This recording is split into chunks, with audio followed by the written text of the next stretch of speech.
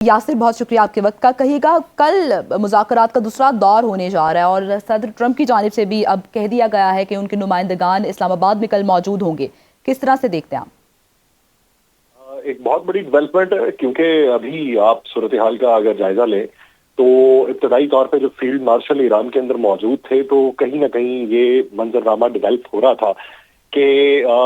Saturday night یا Sunday night کو یہ تمام ترین وفود جو ہیں یہ پاکستان کے اندر موجود ہوں گے، کیونکہ اسی وقت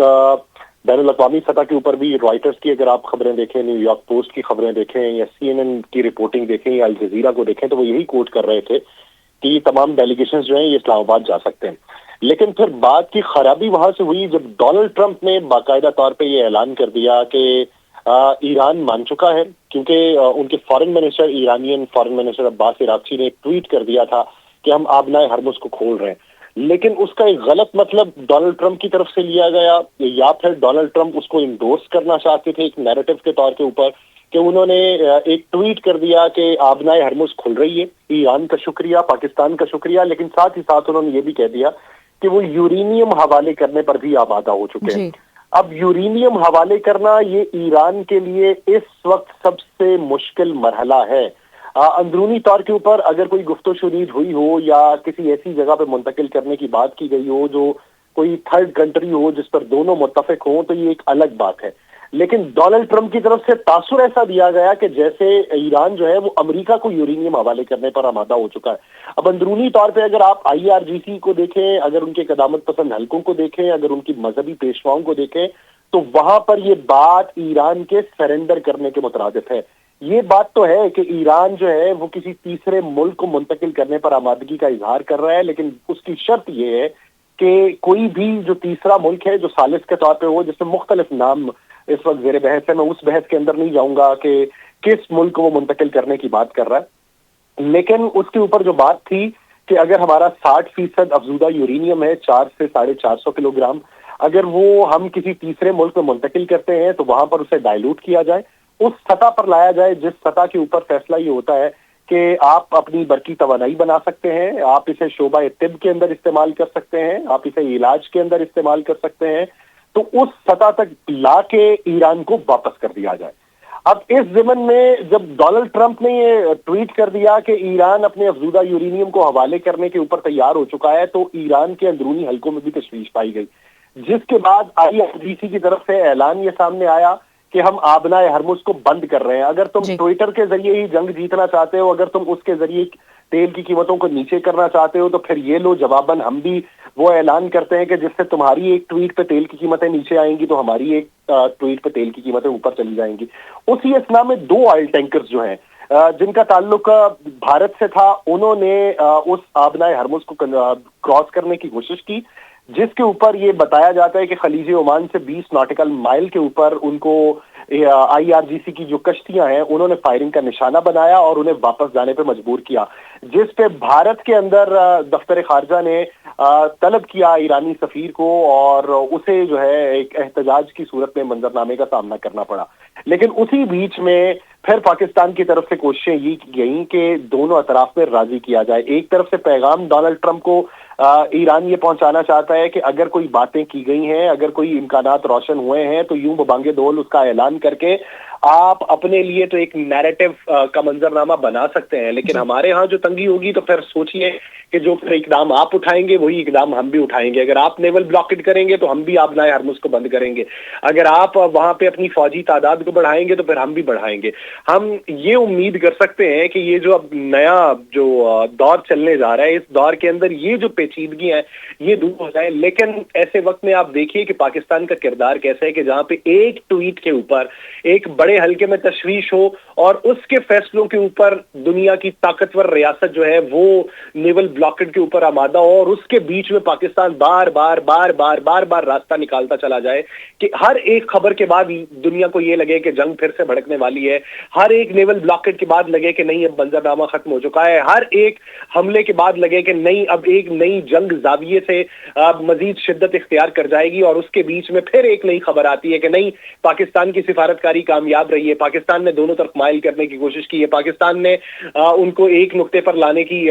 کوشش کی ہے, اور اس ضمن کے اندر دنیا یہ خبر سن رہی ہے کہ دوسرا دور جو ہے وہ پاکستان کے اندر ہونے جا رہا ہے. تو یہ پیچیدگیاں بہت زیادہ ہیں, اور انہی پیچیدگیوں میں سب سے زیادہ جو کامیابی ہے اس پورے منظرنامے میں وہ ابھی تک پاکستان کی دکھائی دے رہی ہے. لیکن ہمیں امید یہ کرنی چاہیے کہ جو مذاکرات کا دوسرا دور ہونا ہے اس کا جو آؤٹ کم نکلے وہ تمام ممالک کے لیے, پوری دنیا کے لیے, آبنائے ہرمز کی معیشت کے لیے, ہر لوگوں کے بہتری کا سانس لینے کے لیے وہ اس سمت کو روانہ ہو, یہی ہماری دعا ہے. بالکل ٹھیک ہے. یاسر یہ بھی بتائے گا, آج جو صدر ٹرمپ کا بیان سامنے آیا اس میں ہم نے یہ بھی دیکھا ہے کہ ایک جانب تو وہ کہہ رہے ہیں کہ یقین ہے ہمیں کہ ہمارا جو معاہدہ ہے وہ قریب ہو جائے گا اور مذاکرات کافی حد تک ہونے کی توقع ظاہر کریں. دوسری جانب ہم نے دیکھا ہے کہ وہ یہ جو دھمکی دینے والا ان کا ایک ایٹیٹیوڈ ہوتا ہے, اور انہوں نے کہا ایران نے اگر ڈیل قبول نہ کی ہماری تو اس کا جو ایران ہے اس کا ہر پاور پلانٹ ہم تباہ کر دیں گے. تو یہ جو دھمکی والی سٹیٹمنٹ ہے اس کو آپ کس طرح سے دیکھتے ہیں؟ جنگ جو لڑی گئی ہے وہ فوجوں کے مابین لڑی گئی ہے. اب جو جنگ لڑی جا رہی ہے یہ سفارتی محاذ کے اوپر لڑی جا رہی ہے. ایران کے اندر رائے ایک یہ پائی جاتی ہے کہ IRGC اور آرتش جو ان کی سرکاری فوج ہے, اور اس کے علاوہ جو پاسداران انقلاب ہے, یا پھر جو بسیج ہے, یا پھر جو سیکیورٹی ادارے ہیں, یا پھر ان کی جو انٹیلیجنس ایجنسیز ہیں, انہوں نے اپنا کام کر دیا. اور اپنا کام کرنے کے بعد اب اس محض تک لے آئے ہیں کہ حملہ آور جو ہیں وہ مذاکرات کی پوزیشن پہ آ گئے ہیں. اب IRGC اور دیگر جو سیکیورٹی ان کے ادارے ہیں ان کے نزدیک اب اگلا محاذ جو ہے یہ سفارتی محاذ ہے. اب سفارتی محاذ کے اوپر اگر آپ دیکھیں تو IRGC کے بیانات کم اور سفارتی بیانات زیادہ دکھائی دیتے ہیں. آپ کو محمد باقر کالباف کے بیانات زیادہ دکھائی دیں گے, آپ کو مجتبیٰ خامنئی کے بیانات جو ہیں وہ آنے والے دنوں کے اندر زیادہ دکھائی دیں گے, عباس عراقچی کے دکھائی دیں گے,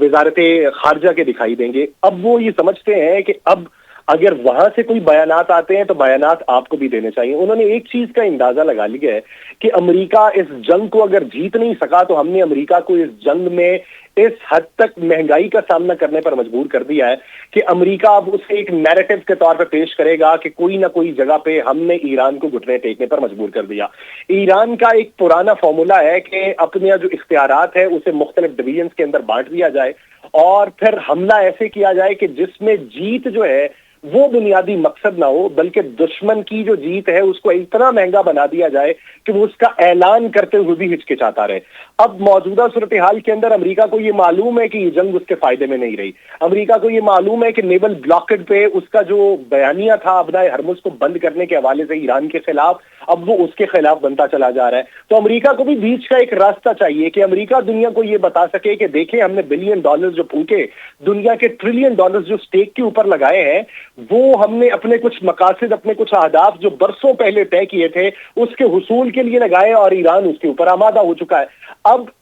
جو نیریٹو وار ہے وہ اس وقت جاری ہے جو سائیکولوجیکل امپیکٹ ڈالے گی. اب اس ضمن کے اندر آپ دیکھیے کہ ڈونلڈ ٹرمپ کی طرف سے بھی بیان آتا ہے تو خاموشی جو ہے وہ ایران کی طرف سے بھی اختیار نہیں کی جاتی. ایران بھی باقاعدہ طور پہ یہ کہتا ہے کہ اگر آپ یہ کر رہے ہیں تو پھر آبنائے ہرمز کو ہم نے بھی بند کر دیا. اگر آپ یہ کہتے ہیں ہماری بحری طاقت ختم ہو چکی ہے تو پھر گزاریے کوئی ایک جہاز ٹیسٹ کیس کے اوپر اور گزار کے دکھائیے کہ آپ ہماری جو سمندری حدود ہے وہاں سے نکال کے لے گئے. یہ دونوں اطراف میں ہے. ہاں یہ ہے کہ ڈونلڈ ٹرمپ کا بیان جو ہے وہ زیادہ مین سٹریم کے اندر دکھائی دے رہا ہے. IRGC کا جو جوابی بیان ہے وہ کم مین سٹریم میں دکھائی دے رہا ہے, کیونکہ ڈونلڈ ٹرمپ کے پاس اب ایک طرف کا پتہ یہ آ چکا ہے کہ وہ دن میں 10 بار آ کے پریس کانفرنس کر رہے ہیں, اور ہر پریس کانفرنس میں ایک طرف نرم لہجہ اختیار کیا جاتا ہے, دوسری طرف دھمکی دی جاتی ہے. یہ امریکی پالیسی ہے, یہ اب کی نہیں ہے, بہت پرانی ہے کہ جب بھی کسی سے مذاکرات کرنے ہوں اس کی جو بیرونی حدود ہے وہاں پہ اپنی فوجیں تعینات کر دو, اور B-2 بمبر جیٹس جو ہیں ان کی تعیناتی کی خبر پھیلا دو,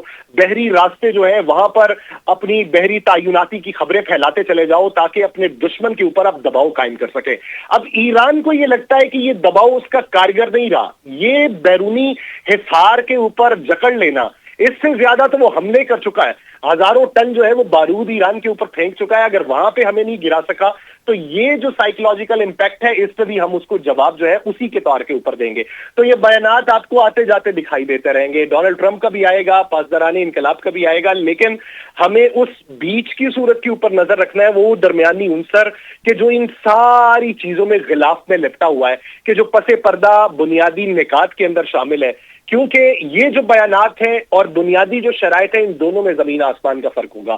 بات تب کھلے گی، پرتیں تب کھلیں گی جب دنیا کو یہ معلوم پڑے گا کہ وہ تیسرا کون سا ملک تھا یہاں پہ جا کے یورینیم افزودہ جو تھا اس کی حد کو کم کرنا تھا، وہ کون سا ملک تھا جس نے